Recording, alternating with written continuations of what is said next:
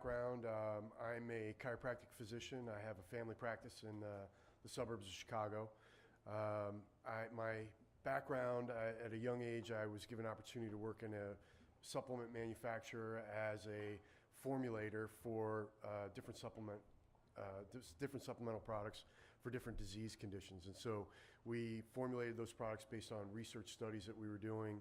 And so that's my early years. In the last 16 years, I've just been in private practice, but my practice is not the usual chiropractic practice. About 80–85% of the patients I see come in with digestive health issues. Many of those patients are primary digestive health issues like IBS, Crohn's, colitis, primary gut-related conditions. But then there's a number of conditions which I term secondary gut-related conditions like psoriasis, eczema, food allergies, headaches, things like that, where the primary symptom isn't actually happening in the digestive tract, but when you start to break down the patient and figure out where the weakness is, it actually ends up being the digestive tract. So what we're going to be talking about today is our probiotics, the good bacteria that live in our digestive tract. And so there's a lot of information out there about probiotics. What I'm going to be sharing with you is the science of probiotics. And so it's very important to understand that if we took all the research that's ever been done on probiotics and we looked at all of it, in the last 5 years, more than 90% of it has been done. So more than 90% of all the research that has ever been done on probiotics has been done in the last, well, I think it's probably 6 years now. So yet, almost all the products in the market precede that. They're based on the small amount of science from the 1980s and 1990s. And so what we're going to be talking about is the latest research and the ways that probiotics can really influence more than just our digestive health. So this is just a little background on probiotics. So it's one of the most exploding segments of the nutritional supplement market. It's the only supplement that's growing at a double-digit clip, and it's growing at a 22% clip per year. There's the probiotic market itself is dictated by products that contain lactobacillus and bifidobacteria-based strains. I don't dispute at all that those aren't the predominant bacteria that make up your digestive tract. I vehemently dispute, and science will show you, that the idea of eating those bacteria, swallowing them, and them go living in your digestive tract, that's just not supported by science. And that's what we're going to be spending time talking about today. So the current understanding of probiotics is based on the Human Microbiome Project. Let me just move this a little bit. So the Human Microbiome Project was a $200 million research study done by the National Institute of Health. It was done by 80 different researchers, 200 different teaching institutions around the world. It was mainly done to characterize the flora or the bacteria that live in and on our bodies. And it's through the science of metagenomics. So basically all the guys that did the human genome study, when it was done and they laid out what our genomic sequence looked like, those guys didn't have a job anymore. So then they decided that they were going to look at the human microbiome as a way of using this same technology to better understand the microbes that make up our body. And so 200 different researchers, 80 different research institutes around the country, around the world. So here are some of the facts. So we're actually more bacteria than we are human. So the average human body has about 10 trillion cells. Yet we have over 100 million bacteria that call our body home. There are over 1,000 different species of commensal organisms in our digestive tract, beneficial bugs that live in and on our body. 1,000, not 12, 8, or 1, as you see in many probiotic products. There's over 1,000 different species that make up the healthy bacteria of the gastrointestinal tract out of a possible 35,000. So, and bacterial genes outnumber human genes 150 to 1. So, with the invention of computers, there's a lot of cool things that we can do.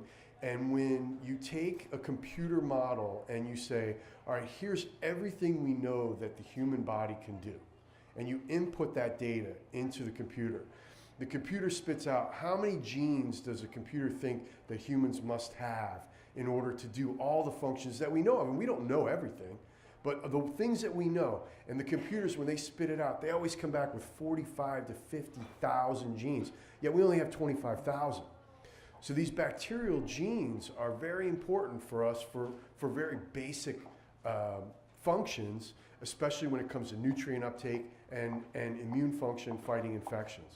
So these bacterial genes that make up a large concentration of what's going on in our digestive tract are actually response modifiers for our body to help us do more functions than our bodies are able to do on their own. So no two individuals have the same microbiome. It's like a fingerprint. And so they tested twins who grew up in the same homes, ate the same diets. Doesn't matter.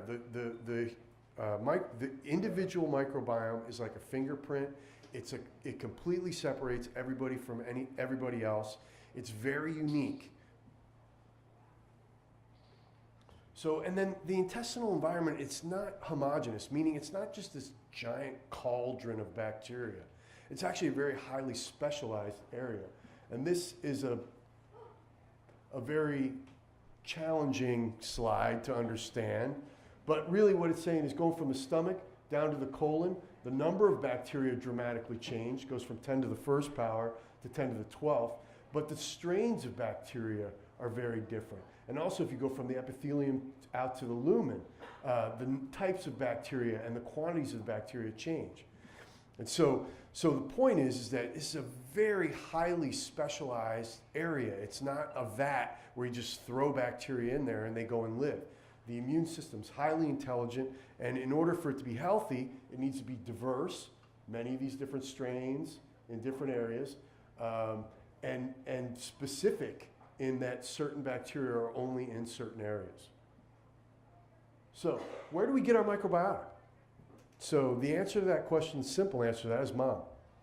And so there's research that shows that there are cells, nerve cells that will actually, while the baby is developing, will actually go from mom, will go from baby into mom's digestive tract, grab onto bacteria, and start seeding the bowel in utero. The birth process through the vaginal canal is where there's a huge inoculum. And then the first year of life, suckling with mom, breastfeeding. There's over 600 different bacteria that are in breast milk. So that first period of time is also where we get a lot of our microbiota. And so at 838 days of life, the child has the adult microbiome. That's what their digestive tract is going to look like. And in fact, their immune system essentially takes a snapshot at that point, and from that point forward, the immune system fights to keep the intestinal tract looking like it did at that day. Interestingly enough, that's typically a time when child's getting ear infections and taking antibiotics and doing a lot of things to disrupt the ecology of the bowel. And so what we're seeing with a lot of chronic digestive issues and chronic health issues is that we're actually having to fight against the person's own immune system, because their immune system is saying, well, I want my gut to look like it did on day 838. Well, day 838 might not have been a very good day. So that's what, as physicians, that's what we're up against in trying to get the immune system to retrain it to understand what healthy really is. So the other place where we get bacteria is from our environment. So any diversion from this process leads to disease and dysfunction. So diversity of the microbiome gives it strength. That's what we want. Research proves that. We want diversity. It allows us to do more functions. All these areas create an environment in the intestinal tract that is healthier. Think of a forest. And so if a forest only had one variety of plants in it, it wouldn't be a very healthy forest. And so what we're looking for is a healthy forest with many different species and each of those species thriving on their own. So what are the things that affect the microbiome? First is age, second is diet, third is antibiotic use, fourth is physiology, and genetics loosely impact the health of the microbiome. So what are the strategies for current probiotic supplementation? So this is interesting. This is what you're going to see in all the health food stores and everything, and this is what we're going to be getting into and understanding the science behind that. So current strategies, our goal is diversity. The current strategy is this receding theory of the bowel. Okay, we're going to take Lactobacillus and bifidobacteria, we're going to swallow it, and it's going to go live in our digestive tract happily ever after. It's going to produce babies, it's going to colonize, and we're going to be healthy. Okay, that's the predominant theory in probiotic supplementation right now.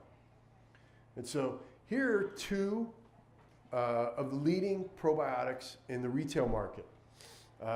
They both supposedly work.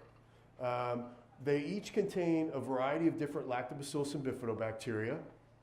One contains 21.6 million, the other one contains 50 billion. And it's all over the place from there. Now you're starting to see 200 billion and 500 billion, and some of the prescription ones are 900 billion. And this idea that more is better seems to be the way that the market is going. So the reseeding plan. So some issues with that. It's a great idea for your lawn, but there are a couple issues that we need to address. One is survivability. Two is fitness. If the bacteria can get there, can it actually perform functions? Is it natural? How is the quality? So here's a research study that was done by the UK FDA, is what this is. And they did a study with Reading University where they studied the ability of bacteria to survive through the stomach acid. And so they used a standard USP model, and what they did is they found that at a pH of 1, which by the way is a very healthy pH, okay? pH of 1 is not some strange kind of a pH for someone. It's actually indicative of a very healthy digestive tract, the ability to break down proteins very well. At a pH of 1, none of the 35 bacteria that they studied, commercially available probiotics, survived. 0. So in a healthy person supplementing any of the 35 strains that they studied, there's no survivability, dead bacteria. At a pH of 2 to 3, now anybody here who's got a pH, I would say nobody here has a pH of 3. If anybody woke up this morning with a pH of 3 in their stomach, they probably stayed in bed, didn't feel very good. And so, but at a pH of 2 to 3, 18 of the 35 showed about 50% survival. So we then put them through where we tested the upper small intestine, bile acids, things like that were added to it. And of the 18 tested there, only 6 showed viability in the upper part of the small intestine. Then those 6 strains were studied for survivability in the lower intestines. And of those 6 strains, only 4 showed viability. So 4 out of 35 at 50% of their numbers.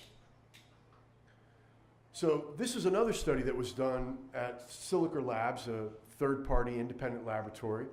And they tested 4 products. They tested a leading retail brand supplement, a leading yogurt, a leading Greek yogurt, and a leading spore-form probiotic. And again, used a USP simulated gastric solution study, pH of 1.3 for 2 hours, and then added bile salts. So data was based on the percent of survival in the bacterial population. So the yogurt, it actually had 5 billion organisms on the initial testing, which was a surprise to me. I didn't think there'd be much of anything. None of it survived. The Greek yogurt had about 40 million. Not a lot of bacteria, none made it out. The leading brand probiotic, this product, very well-known brand, 50 billion organisms per capsule. On the initial testing, it actually had 230 billion organisms in it.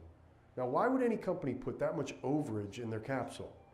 The only reason I can think of is that they know it's dying on the shelf, and they better have 50 billion by the time of expiration, or there's going to be some slick lawyer from California who's going to do a class action lawsuit, and they're going to have a lot of problems. So they put that much overage in. So that means the people running the company know the product is dying on the shelf, and they're doing something to prevent getting sued later, but they're not telling you. So 99.9% destruction of those bacteria as they pass through the stomach acid. The spore form bacteria, because they're in spore form, survive 100%. And we'll get into some more information on the spores as we go forward. All right, so, but you know what? There's going to be a smart guy in the room, and they're going to say, well, mine's enteric coated, or mine's wrapped in some seaweed, and that's how it survives. Okay, fine. Let's throw out the survivability conversation. Let's just talk about fitness. Once it gets there, what can it do? See, because the bacteria in your digestive tract are anaerobic organisms. What that means is that they cannot live in an oxygen-rich environment. That means if they hit oxygen, boom, dead. Immediately. Not 5 minutes later, not 2 days later, they're immediately dead. That's the definition of an anaerobic bacteria. The reason we haven't been able to identify the type of bacteria that live inside our digestive tract until recently is because we didn't have the science or the ability to study these things, because you can't plate them up and grow them like you do aerobic bacteria. So if they're telling me the product is alive at room temperature, when it's in the capsule and I'm about to swallow it, then it has to be some type of an aerobic organism. It can't be an anaerobic organism. It's an aerobic organism. It's been reverse engineered to be able to survive in vats and grow up to large enough populations to where they can encapsulate it and then sell it. And so, how does an aerobic organism live in an anaerobic environment? The answer to that question is it can't. Within about 90 seconds, it's dead. So it's kind of like farming in the desert with fish, okay? It just doesn't make sense. You're not going to grow fish in a desert. So the other thing is, as we talked about, the immune system of the digestive tract is highly specialized. I can't look at any of you, look in your eyes or test your pulse or take some blood and say what strains you have. You have 1,000 out of 35,000 possible. I can't say whether you need Lactobacillus rhamnosus. I can't tell if you have a receptor, and if you don't have a receptor, your immune system is going to kick it right out. So it's very difficult for all these different strains to evade destruction by our own immune system, even if they do get there, and even if an aerobic organism could somehow live in an anaerobic environment. So these are a number of studies that show that the ability the adhesion rate of these bacteria is very slow and almost non-existent. So the next thing is it natural? Where did caveman get his probiotics? Okay, these anaerobic organisms don't exist anywhere in our food supply. Okay, there's nowhere where they could go and eat some anaerobic bacteria. Caveman didn't have a refrigerated section at Whole Foods, so where did he get them? So I think what you'll see is, as we come back, he got them from his environment. So, quality. So, mislabeling of probiotics has been studied extensively. There just was a study that was done at UC Davis where they studied 16 different bifidobacteria products. Now, interesting, they chose bifidobacteria because that's the predominant bacteria given to kids. And so they studied 16 different probiotics that were available in health food stores in California and and online. Of the 16 products that they studied, 15 did not meet label claim. Either they had strains that were not on the label, they didn't have the strains that were on the label, and none of them met the requirements of concentration of organisms that it said on the label. And that's what I just said. So quality control of probiotics is lacking, is what this study suggested, out of nutrient ingredients, and that was just in November of last year. So again, the new science of probiotics. So let me take a second now, okay? Because when I come to these shows, I know most of you are educated consumers. And I know that there's probably many of you who have taken lactobacillus and bifidobacteria-based probiotics and you felt some benefits. I also know many of you are probably well-read, and you've probably read research studies that show that there are some benefits to taking lactobacillus and bifidobacteria. So I want to address that real quick. I don't dispute the science that shows that certain lactobifido products help with certain conditions. 20 patients with IBS took a lactobifido strain and their IBS symptoms got better. I'm not disputing that science. What I'm disputing vehemently is the idea, this bridge that they've built. And the bridge that they built is, oh, because they took this bacteria and they felt better, that the bacteria went and lived in their digestive tract. That is not proven by science. That is not supported by science in any way, shape, or form. Okay? I think what's going to happen with lactobifidobased probiotics, there will always be a place for them in the marketplace. In the physician's market, Metagenics, one of the leading physicians-based supplements, you can see where they're going with their probiotics. They have many different single-celled, single-strain products. This one's for people with recurrent urinary tract infections. This one's for people with upper respiratory infections. This one's for fill in the blank. So what they're doing is they're using a strain of bacteria to treat a symptom. That's a drug, that's not a probiotic. Probiotic by definition has to survive and perform a function in the digestive tract to be called a probiotic. The products on the market now that are lactobacillus and bifidobacteria based, I propose that those products should be called metabolic response modifiers. Okay? I know when a woman comes to me and she's had recurrent urinary tract infections, I know that if I give her lactobacillus GG, that she is going to feel better and she's going to have less recurrence of bacteria. But that's not because that bacteria went and lived in her vaginal tract. First of all, there's no route for that. You can't go from mouth to vagina. It doesn't work that way. And so the other thing is, what I believe is happening is that dead bacteria is going in and it's triggering an immune response by the body. And that immune response is causing the vaginal pH to change or an upregulation of the immune response in the vaginal tract. I don't know. It's up to them to do the research to figure that out. But it's not probiotic therapy. That's the thing that you have to understand. I love kombucha. I love fermented foods. That's not probiotic therapy. The benefits of fermented foods, the benefits of kombucha is not the bacteria, it's the ferment. It's the waste products that the bugs made while they were fermenting the food. And for those bugs to be doing that, in the kombucha they can be anaerobic organisms, but like in yogurts and things like that, again, those are aerobic organisms. They don't survive. They don't make it through the digestive tract. Are there benefits? Of course, there are benefits. The ferment of kombucha is very good at shifting the pH. It's incredible, actually, at shifting the pH. That shift in pH allows your own bacteria, the ones you got from your mother, to thrive. And that's what we're looking at. The receding theory's dead. Get off that sinking ship. We're looking at reconditioning now. We're going to recondition your bowel. We're not intelligent enough. Many of you saw Jordan Rubin talking last hour. When man gets involved, it screws things up. Okay? When you look at the science, when you look at lactobacillus and bifidobacteria, that's man getting involved. I'm going to put this bacteria back in someone's body. No, you're not. That body has the wisdom, got all the bacteria it needs from her mother or his mother. Feed the body what it needs to recondition that bowel so the bacteria that you got from your mom can grow up and thrive. That's supported by science. So, that's what I just said. So, current strategies for probiotic supplementation, not supported by science. So let's get into a revised strategy. Let's look at reconditioning and let's look at our environment. Because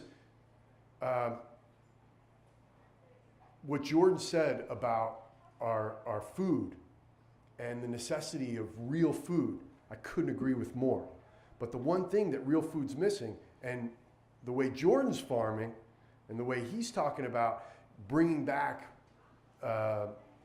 true farming, if you will, what he's looking to do is restore the environmental organisms to our food supply. Because that beautiful picture of those foods on his slide, the one thing they're missing is the environmental organisms that used to be on them, that now have been completely taken out of our food supply. And so that's what we're going to be looking at now, are some of the environmental organisms. So,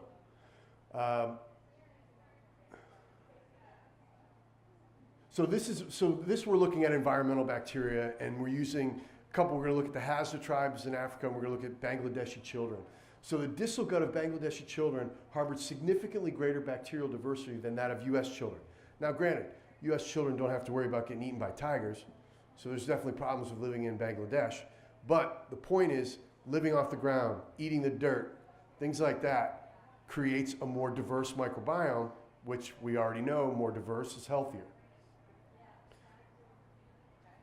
So, yeah, let's just blow through this. So these are the Hosta Tribe. These are the last hunter-gatherer people on Earth. When they kill an animal, the first thing they do is they go in, and whoever killed it gets to eat the intestinal tract. Sounds kind of gross, but immediate immune benefits from eating that. Now, I'm not asking you guys to eat the intestinal tracts out of dead animals. I'm saying this is what people do. They don't even have a word in their language for ulcerative colitis. They don't have a word for Crohn's disease. It doesn't exist. So they have a vastly diverse microbiome when compared to Americans. So what kind of features are required for a probiotic? So first, it has to survive the gastric environment. Next, it has to be a strain that's found in the microbiota. There have to be receptor sites to take on these bacteria and allow them to function. Must have evolutionary significance. Must be a facultative anaerobe. Must be able to live in an anaerobic environment.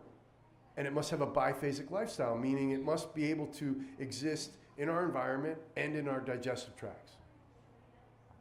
And it must have clinical demonstration of both safety and efficacy. So, what is nature's design for probiotics? Well, according to Dr. Roizen and Dr. Oz, spore-based probiotics are the Chuck Norris of probiotics. They're total tough guys. So, bacterial spores, in particular Bacillus spores, are the most widely studied and most widely used probiotics outside of the supplement market in the US. They were the first prescription probiotics, started in 1958, still on the market. Enterogermina is, if you're in the Caribbean and you have food poisoning, this is what you're going to get. Bactisubtil, Eastern Europe, and a lot of the Middle East and Far East, these are prescription probiotics. Used extensively in agriculture and aquaculture. And so if you tell a farmer, hey, if you give your cows my probiotic, your cows are going to get bigger, they're going to be healthier. Well, the interesting thing about agriculture and aquaculture is different than humans because they want to see the results. And if they don't see the results, they don't continue to do it. And so the only probiotics that are used in agriculture and aquaculture are spore-based probiotics, and there's a list of them. Interestingly, I'm not for farm-raised fish at all, but I just want to tell a story. And so the salmon farms, when they first started salmon farming and raising salmon, after about 3 or 4 generations of raising the fish, they were coming out white. The fish weren't pink, orange, beautiful color of a healthy salmon. And so what they did is they added spores to their diet and their color came back. And you'll see in a little bit when we explain what some of the spores' activities are, but some of the spores are able to make carotenoid antioxidants, and that's where the color of the flamingo's pink flume comes from, where the shrimp colors come from, and where salmon colors come from. So the most widely used and well-studied strains in humans are Bacillus subtilis, Bacillus coagulans, clausi, and introducing new patented Bacillus indicus, HU36. So, key features. They form a robust endospore. So what happens is when these bugs get into an environment that's not conducive for them to thrive, and that would be like on the floor here, because they don't like oxygen. They're anaerobic organisms. So when they feel like they're getting into an environment that's not conducive for them to grow, they dehydrate themselves, they form a strong outer coat, and they're able then to just sit basically dormant until they get back into the digestive tract of an insect, an animal, a human, whatever it may be. Everything we've tested to this point has these spores in them. Marine life, insects, humans, everything we've looked at has these spores. So they're kind of a universal probiotic. The spore allows them to survive pH, radiation. We've cooked them at 455 degrees. They're very robust. They're found all over the environment. Used to be. As Jordan was saying, they build a field and it's just all soybeans. And then they're hitting it with herbicides, pesticides, and everything else. Spores can't survive that. And it's not where they want to be either. So they would rather migrate to an area where there's more diversity of the soil. And so they used to be all over our soil. They still are in a little bit in our soil. And we find them in certain pristine areas. We find them in very high concentrations, which is probably what it used to be. If you think about it, what your grandparents called an apple versus what an apple is today, it's completely different. And one of the main things was the presence of these bacteria during the growth of that apple and while eating it. So spores remain dormant. This says 50 million years. We actually just saw a research study. It's a little Jurassic Parkus, but this is kind of a fun story. They found a fossilized amber with an extinct bee in it, a honeybee that was about that big. And they dissected the honeybee. And inside the honeybee's stomach, they found some brine. And in the brine, they found some Bacillus subtilis. They plated it, and it grew up. It was 250 million years old. So ShelfLife Spores looks to be somewhere in the 250 million year range. I don't think the FDA is going to allow us to put that, though. Spores colonize very effectively in the human GI tract. They've been found to colonize effectively in every animal that we've looked at. They're part of the normal human commensal flora. Long history of use in industries where efficacy is closely measured, and they're extremely safe. So that's a picture of the spore. That's that tough outer coat that allows them to survive. Their DNA stays in here. They get into the digestive tract within 6 minutes. This is my simplistic understanding of this, okay? I'm not a microbiologist. But there's like an antenna here that sticks out. And when they get into the small intestine, they read the environment, and it's where they want to be. Within 6 minutes, they come out, and they start in their vegetative state. They start behaving like a probiotic. So they colonize the GI tract, which is what you're looking for. This makes them a true probiotic, the ability to colonize, survive and colonize. Studies indicate that they use the environment as a vector to move from host to host. Okay, so there are other products out there that are soil-based products. What are they called? Soil-based organism products, okay? That's not what this is. Most soil-based organism products contain 1, maybe 2 spores. Every one we've tested has been at most 30% spore form. And so these bugs, as cool as they are, if they're not in spore form, they're not going to survive the stomach acid either. And many of the other bacteria that are in those soil-based organism products don't have the ability to survive the stomach acid either, and they don't show any benefits. There's no research that shows that they're of any benefit. Some people put out that they could be pathogenic. I don't believe that's true. I just believe they don't survive the stomach acid like most lactobifida don't. So we've been able to show that by adding these bugs into your digestive tract, what they do is they go in, they clear out infection, they create an environment that's conducive for your own bacteria to thrive. So we've been able to show a 30% increase in your beneficial organisms without giving you any of those beneficial organisms, just by cleaning up. So what they do is they go in and they use something called quorum sensing. That's how bacteria talk to themselves. And they go in, and if they see bacteria that's not supposed to be there, they have the ability to produce 25 different antibiotics. And so they surround the infection, and again, my simplistic mind, they're injecting this infection with antibiotics to kill it off. And so this is reconditioning of the bowel.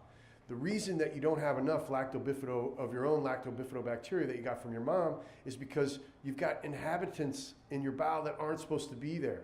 Pathogenic bacteria, pathogenic yeast, pathogenic fungi that are taking up space normally for your own beneficial bacteria.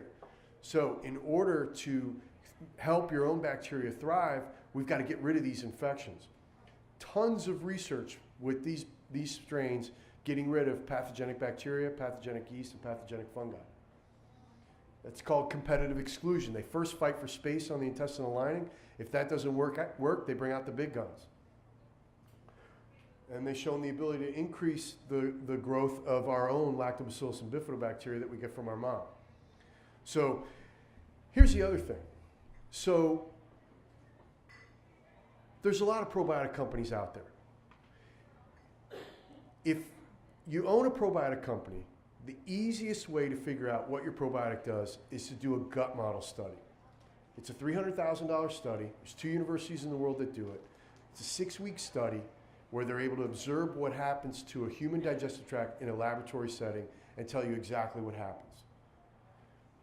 So we're the only probiotic company that's ever done one of these studies. I think that's because they know that they're giving dead bacteria and that there's not going to be much to talk about, and it's an expensive study to do. We did this study before we commercialized the product. So we're actually a research-based company that's gotten into probiotics because we were able to see such an opening in the market and such a lack of research and lack of quality product. So our gut model study showed a 30% increase. It also showed the ability to modulate the immune system. Okay, so the Human Microbiome Project showed us. So let's go back to our lactobifidus story for a second. So 50 billion, 100 billion organisms. Well, how many of those bugs are in your gut? There's 100 trillion of them. So if they're lactobacillus, there's got to be at least 20 trillion of them. Bifidobacteria, another 20 trillion. So the Human Microbiome Project said if you don't supplement your probiotic in a high enough concentration, a higher concentration than what naturally exists, you're not going to get the stimulatory benefit to your immune system. That's this, the immune system of your gut. This is where you're most intimate with your environment. Not your skin. Your skin's a barrier to entry. This is where you assimilate your nutrients. It's where the highest concentration of your immune system is.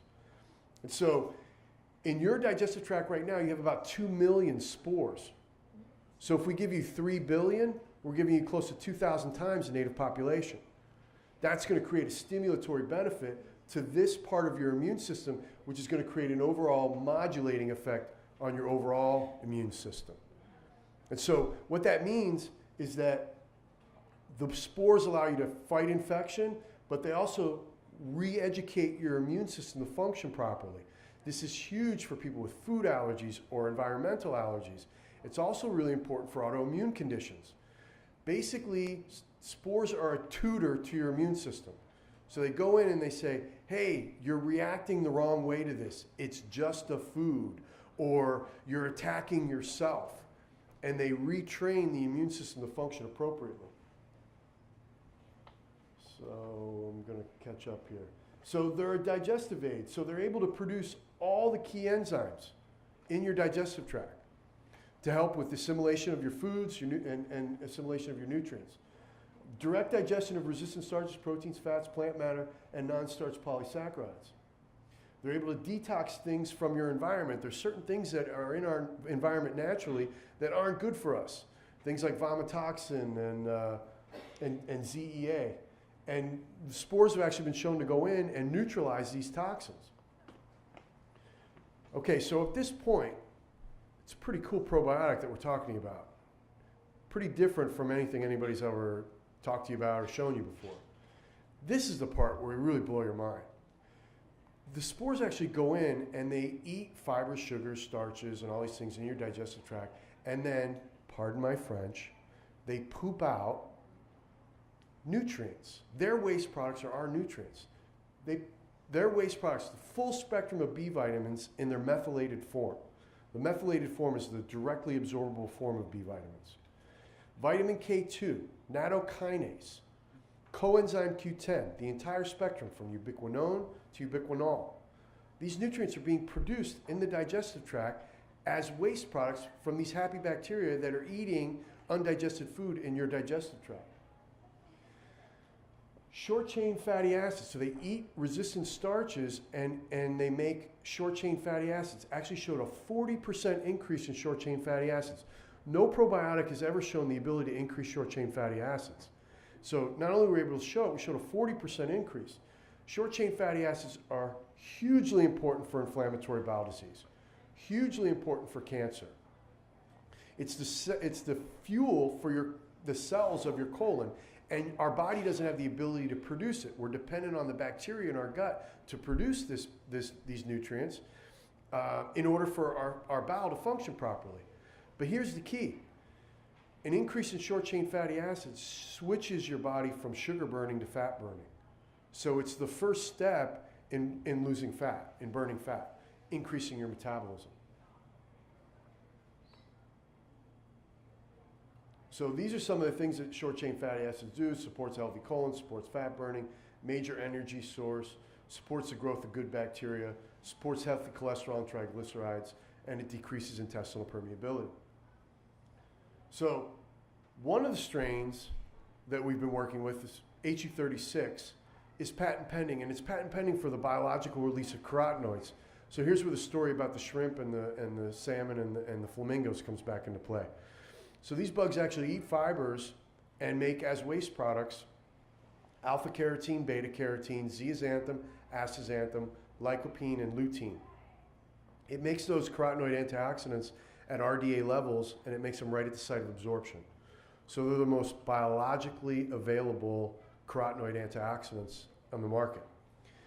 After we found this out, we then went about studying whether can carotenoid antioxidants survive the stomach acid. And guess what? Like Lactobacillus and bifidobacteria, carotenoid antioxidants are very fragile molecules. They don't survive passage through the stomach acid very well. And so now we've got bugs on the other side of the stomach that are making them right at the site of absorption. So leaky gut is a huge issue. You're going to be reading and hearing more and more about it in the coming months. One of the main problems with leaky gut is that it's an oxidative stress problem. There's free radicals that are destroying the lining of the intestinal tract.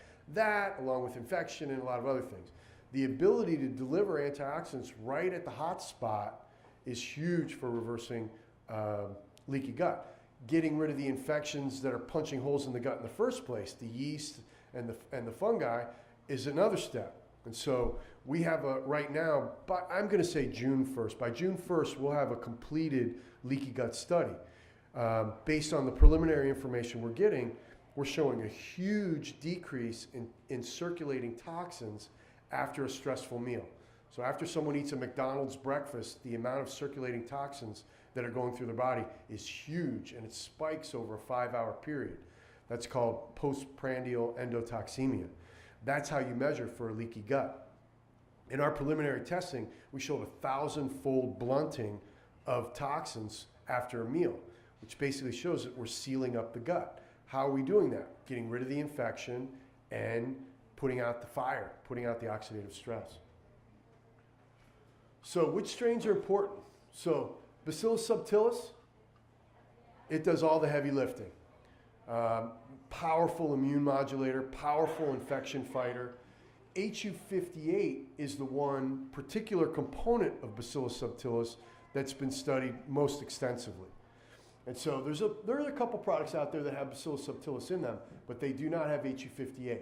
And so the HU58 is a particular variant of the Bacillus subtilis species, and it is the most potent of all the ones that have been studied. It's widely used, safe, and effective, produces 12 different antibiotics, makes nattokinase and vitamin K2. The development of the human immune system is dependent on early exposure to Bacillus subtilis. That's crazy. You have to think about that. The development of the human immune system, not that it's happy or healthy, that it can develop. So it's dependent on exposure to subtilis in utero and then early in life for a healthy development of the immune system. Bacillus indicus is the one we were just talking about, the carotenoid producing strain. Also produces ubiquinols and vitamins, most effective antioxidants in the market. Bacillus clausii is the most widely used probiotic drug in the world, supports immune health. It's antibiotic resistant. All of these strains have shown very good antibiotic resistance. In fact, we just finished a hepatic encephalopathy study, which isn't really interesting for any of you guys, unless any of you or any of your family members are suffering from liver failure. It's for us, the bugs go in and they kill the bacteria that make ammonia, causing the ammonia levels to rise. The drugs that people have to take for hepatic encephalopathy are pretty awful. And so we showed the ability to kill off the bacteria that makes ammonia and scavenge ammonia. So it was a cool test. But what was interesting from a practical purpose for the average consumer is that we proved that the probiotics function in an antibiotic-rich environment because everyone in the study was on xifaxan, which is an antibiotic that doesn't leave the digestive tract. So it's it's a nasty antibiotic if you've got to take it forever, but if you have liver failure, it's the treatment of choice. So everybody in the study was on this antibiotic. So from a practical standpoint in this lecture, we're the only probiotics that shown the ability to function in an antibiotic-rich environment. So we recommend you take it with antibiotics, not wait until you're done, like many lactobifido companies tell you. And coagulants is great because it produces a lot of lactic acid, which changes the pH. and creates an environment that's conducive for your own bacteria to thrive. So, to review, here's our forest with 1,500 to 3,000 different species in it. We want it to be diverse. We want it to thrive. So our goal, reduce harmful organisms and increase diversity that way. So, does it make sense that we're going to go into this forest and we're going to throw the same 10 or 12 seeds in the ground and hope that they're going to take? Does that survive? Do they adhere? Will they actually take? Is that going to really increase diversity if they're the same strains we're throwing down every day? Are we getting rid of any of the harmful bacteria or any of the harmful organisms? We look at spores as the gardener. See, the gardener's going to go into the forest and he's going to pull the weeds. He's going to till the soil. He's going to create an environment that's conducive for these existing healthy strains or plants to thrive. So spores are designed to survive. They're able to find and eliminate harmful organisms. They recondition the environment in favor of the good guys. They detoxify the environment, and they're improving the growth of more flora. So, the name of the product is Just Thrive. And there's 8 reasons why these strains are unique when used together. One, we talked about antibiotic use. SIBO, I believe small intestine bacterial overgrowth is the most underdiagnosed condition in digestive health. I believe a huge piece of the population walks around with the wrong bacteria in their small intestine. We've got research that actually shows the ability to reverse this. Histamine intolerance. So strains in Just Thrive do not produce histamine. Lactobacillus and bifidobacteria have very high concentration of histamines. Patients with allergies and sensitivities, this can prove to be very problematic. If you know someone who says, oh, I can't take any probiotics, anytime I take a probiotic, I feel worse, it's more than likely probably a histamine intolerance. They probably have chronic allergies and a histamine intolerance. Leaky gut, we talked about that, the ability to restore the inflamed, pathogenic gut. A leaky gut is the precursor to every condition out there. Every autoimmune condition, every GI condition. It's basically your gut's inability to keep up with its environment, and there's holes in it, and you eat something, and then that food ends up in your bloodstream, and your immune system then has to finish digestion. That's food sensitivities, that's food allergies. And so healing and sealing the leaky gut is crucial. Gas and bloating, we've had a number of studies, the ability to show decrease in ammonia gas and hydrogen gas, therefore decreasing gas and bloating. We also have studies showing increased health of the vaginal mucosa. So we have shown the ability to improve serotonin production in the gut. So 90% of your serotonin is produced in your GI tract.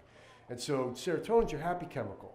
And so people with depression have low serotonin levels. Reconditioning the gut so that it has the ability to produce healthy serotonin is the best way to deal with more depression with the serotonin, but also a little bit of the anxiety. And then the bonus is the ability to produce antioxidants right at the site of absorption. These are things that are very difficult to get. The RDA of beta carotene is 800 milligrams a day. The reason it's 800 milligrams a day is because they're hoping that in some fibrous matrix of plants that somehow 8 milligrams will survive. 8 milligrams is what you truly need, but you need to eat 800 in order to get 8. And so we're actually producing the 800 milligrams on the other side of the stomach acid right at the site of absorption. We're actually producing 6 milligrams of zeaxanthin. And so we're producing these antioxidants right at the site of absorption where they can be absorbed and help put out the oxidative stress in your body. So, to me, you know, I've been doing what I've been doing for 22 years. I was very fortunate at the beginning to have worked with some very ethical people, people that base things on research, people that spent their profits on studying the different products that they sold in humans. And so I've kind of taken that torch and I've continued with that. This is a research-based company. All right, so right now we have 3 research studies that are going on. We've just finished one, and last night we just locked in a 4th one. And so we're pushing the envelope. We want to understand what's going on. We want to understand in health and in disease, what are these bugs doing? What's happening to our immune systems when we're showing up with rheumatoid arthritis? What is the process of reversing that? And so I have a lot of respect for Jordan Rubin, and I loved his lecture. He's actually, for me, somebody who guided me in this direction. He was one of the first people talking about soil organisms, and he piqued my interest, and I'm bummed I don't get a chance to spend some time with him. He had to run off. But the thing is, the words that he said couldn't be more true. Support the people that are doing the right thing. Support the companies that are putting large percentages of the profits back into research. Support the companies that are supporting you. Let your dollars do the talking with the foods you buy, with the supplements you buy. So when it comes to supplementation of the probiotics,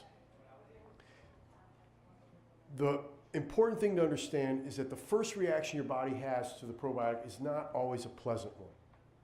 And so that doesn't mean there's something wrong with it. It usually means there's something wrong with you. And so what we typically tell people to do is go slow. Take the product slowly. Take one every other day for a couple doses. If you notice some intestinal cramping or loose stool, back it down more. That doesn't mean it's bad. It means it's good. It means you need to go slower, and it's okay. And if you go slower, you'll get the results you're looking for over time. Getting rid of a yeast infection, getting rid of pathogenic bacteria is not always a pleasant process. And so when you're taking the product, if you have some upset, that's okay. Just back down the dose. Take it every other day. Take it twice a week, 3 times a week. And slowly over time, scale up. Especially if you have a lot of health issues. If you have a lot of health issues, you shouldn't start at the full dose. It's not a good thing. It may be a good thing, but it's better to start slow and be comfortable. This doesn't have to be a painful process. For those of you that are healthy, you don't really have a lot of GI issues, and you're just looking for a boost in your immunity, or during cold and flu season you want a little extra boost, and you should take one a day through the period of time, maybe for 2 months, 3 months. But then you could go to a maintenance dose, and a maintenance dose is taking the product 2 or 3 times a week. The spores are transient. They move through your body in about 21 days. So they don't stay. They go in, they do a job, and they leave. But while they're there, they stimulate your own bacteria to grow and to thrive. And so if you take the product on the weekends, which is what I tell a lot of people to do, because most people, even people that aren't that health conscious, will be healthier during the week. And then on the weekend, blow it out. So what I'll tell people is, all right, after you've reached your goal, your health goal, take it on the weekends. Take it Friday, Saturday, Sunday. Take it Saturday, Sunday. That's when you're typically eating unhealthier food. It's when your immune system might need a little bit more support. You're still going to get the benefits of supplementing on the weekend the next week, just not at that higher dose, which you probably don't need unless you're suffering from some type of condition. If you have an autoimmune condition, if you have IBS, colitis, Crohn's disease, something like that, then you're going to be taking the product for a while. But most people that I work with, as they're getting better, they don't want to go off. They're afraid to go off of it because they're afraid that their body's going to reverse. At some point, I typically recommend that they titrate down and wean themselves off the product.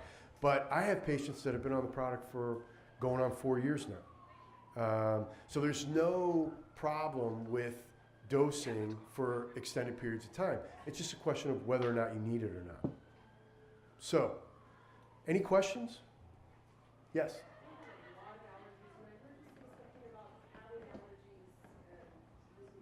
So did anybody hear that question? It was about allergies, whether people have allergies. So the thing is that what we're looking for with an allergy, what we have with an allergy is a rogue immune system. Your immune system is doing what it wants to do, not what it should be doing. And so what the spores are able to do is they're able to go in specifically into the immune system of the intestines, the Peyer's patches and the gall, and they're able to re-educate your immune system on how to function properly. And so in the case of an allergy, you're getting a hyper response to an environmental thing, a food, whatever it might be. And so over time, the spores will get that immune system to not overreact to whatever the allergen is. So if I heard the answer correctly, what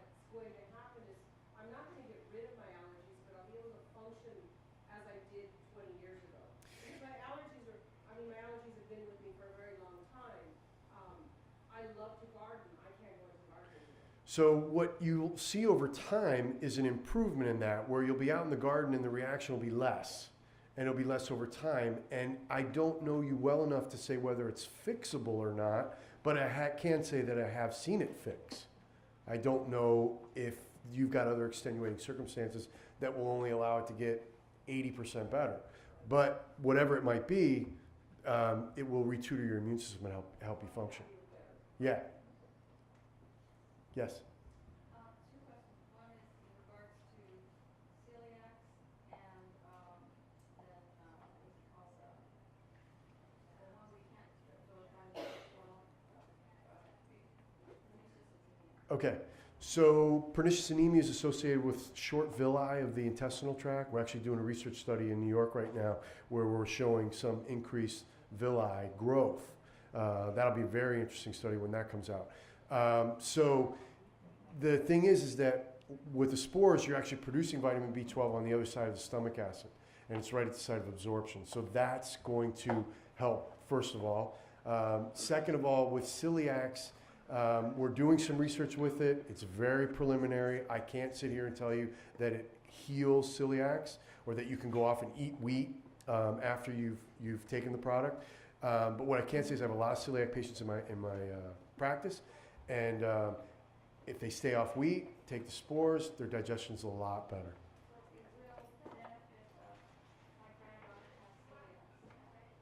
Well, she can't eat wheat, right? But it will benefit her. Yeah, it will help with the uptake of nutrients. It will improve immune function. That's correct. Yeah, one more. It sounds from everything I've seen that this can replace a lot of supplements, including non-probiotics like B and K2. Definitely when you're talking about nutrients, full disclosure, the enzymes, a lot of people take enzyme supplements because they have bloating and things like that. A lot of the enzymes are being produced in the small and then large intestine.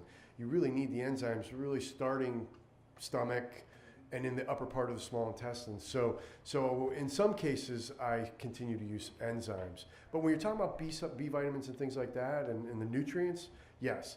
Vitamin K2, not so much. That's a whole other story. I could talk for another hour on vitamin K2. But a lot of the K2 is actually used up by the bacteria. And that's very important for bone and heart health. But we can't go too much into that. But no, you wouldn't be able to get away with it there. But you could get away with it in a lot of other places. So I want to thank you all. I'm at the booth over there. I'll be happy to answer all your questions. I can't take up any more time. They've been very gracious to allow me to come here and speak. I want to thank you for your time.